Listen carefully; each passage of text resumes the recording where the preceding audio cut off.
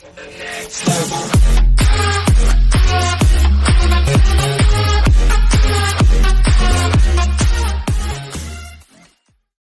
and the City follow-up TV series from Candace Bushnell in the works at Paramount TV and AMP. Exclusive, one of the most iconic comedy series of the past 2 decades, HBO's, is getting a follow-up, which examines love and dating after 50.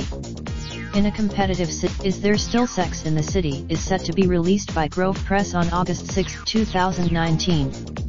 It follows Bushnell. It didn't used to be this way.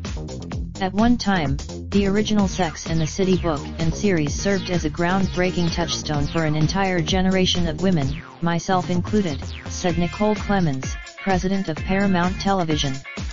We're thrilled to be added Chasson and Meisinger. It is no surprise that Candace has written a fantastic, relatable, insightful, funny and deeply honest portrayal of women in their 50s.